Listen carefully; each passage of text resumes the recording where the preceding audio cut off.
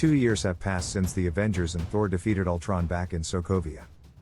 It's now present day and Thor has been having frequent dreams about an ancient prophecy known as Ragnarok.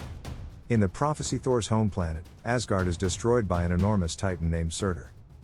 Hoping to prevent the prophecy, Thor allows himself to be captured. The titan informs Thor that with his capture and Odin's recent disappearance, Asgard is now completely defenseless. And he will finally be able to complete the prophecy once he unites his crown with the eternal flame in Odin's vault. Thor laughs after successfully tricking the titan into revealing his role in the prophecy. Then Thor frees himself and takes the titan's crown, believing he has stopped the Ragnarok prophecy. But later, when Thor finds his father, Odin explains that Thor's efforts to prevent Ragnarok were useless because the prophecy has already started. Odin then reveals he's dying, and with his death, Thor's older sister Hela will be released. Odin explains Hela was once his general, but after her appetite for violence grew out of control, he locked her away and erased her from history. He warns Thor of the limitless power Hela will possess back in Asgard, and once she's home she will be unstoppable with him gone. After warning Thor of the pending doom, Odin finally passes. Then Thor and Loki transform, preparing for battle with Hela. She arrives and she immediately displays her strength, catching and destroying Thor's hammer effortlessly. They try to escape by using the Bifrost Bridge. But Hela is relentless and she follows them. She eventually forces them out into space and continues on her way to Asgard. Arriving in Asgard, Hela doesn't waste any time as she single-handedly annihilates Odin's entire army.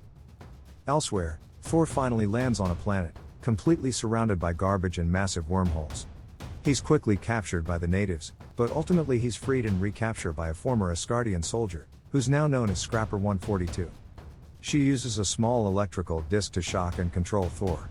142 is a slave trader and she plans on selling Thor as a fighter, where he will be forced to compete in arena combat.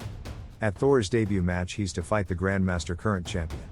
Loki has befriended the Grandmaster, arriving on the planet days before Thor.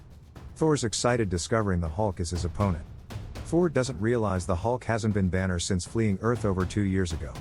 And the Hulk has been enjoying his reign as champion, deliberately making sure he doesn't show Thor any mercy. Thor eventually gets the upper hand using lightning to stun the Hulk.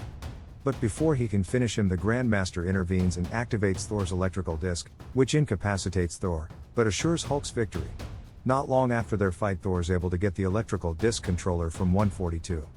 After freeing himself, he escapes to the Quinjet Hulk used to leave Earth. The Hulk follows Thor, and inadvertently he destroys the jet, trying to get Thor to stay, so Thor uses a recording of Natasha to subdue the Hulk, and he eventually begins to transform back into Banner. Then Thor convinces 142 and Banner to help him escape. They steal the Grandmaster's ship and the trio escapes the planet through a wormhole. Before Thor left, he freed the other slaves. Now that they're free, the gladiators are preparing to hijack a ship. But before they board the ship, they stumble upon Loki. Thor anticipated Loki's betrayal, so he used his electrical disc to incapacitate him. They offer Loki assistance and a ride. Loki accepts their help and he offers to lead them. Back on Asgard, Hela uses the internal flame to resurrect the dead and build an army. She plans on using the Bifrost Bridge to expand her empire beyond the current 9 realms. The remaining Asgardians are being led across the Bifrost by Heimdall. Hela's army shows up and blocks their escape. They're after the sword that Heimdall took that controls the Bifrost Bridge. As Hela's army begin their attack, 142 and Banner show up and help the fleeing Asgardians. Loki and the gladiators arrive with the ship they hijacked. They use the stolen ship to help evacuate Asgard. Meanwhile, Thor is no match for Hela as she manages to severely damage his right eye. Ultimately she has him beat. But then Thor begins to focus and he's eventually able to channel his powers without his hammer. He uses his lightning to stop Hela. Then he turns his attention towards stopping her army so the remaining Asgardians can finally escape. Hela recovers from Thor's powerful attack and Thor reveals he hit her with everything he had. Thor finally realizes his dreams weren't about stopping Ragnarok but about stopping his sister by allowing the prophecy to happen. So he sends Loki to retrieve Surtur's crown from Odin's vault. Loki places the crown in the eternal flame, and the Titan Surtur is reborn. The Titan finally completes the prophecy, destroying Asgard and ultimately killing Hela too. Aboard the spaceship, Thor and the remaining Asgardians watch as the Ragnarok prophecy is finally completed and Asgard is destroyed. With the threat finally ended and Asgard completely destroyed, Thor prepares to lead his people to a new home.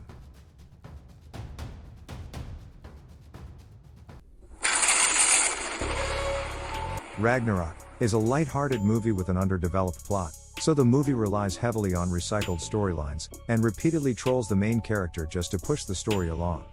The villain along with most of the supporting cast are forgettable before the ending credits even roll.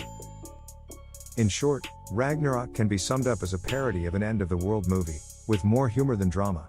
As the writers put more effort into making Thor the butt of the jokes than convincing us of the seriousness of the impending doom.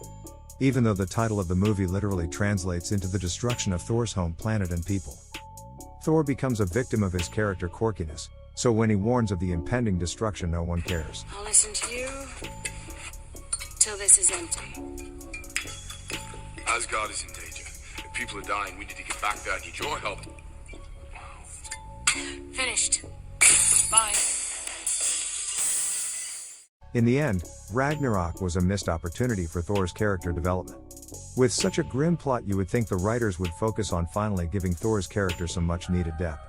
Instead, they completely ignored the tone of the movie, and what they delivered was an unofficial Comedy Central roast, with Thor being the walking punchline.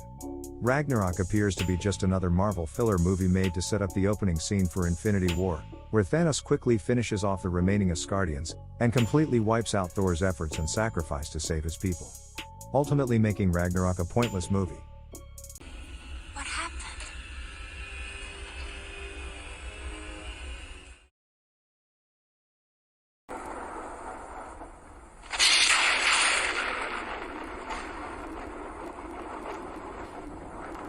On another note, we can all agree it's been well established that Thor is one of the strongest characters in the MCU, and his body is the perfect conduit for electricity.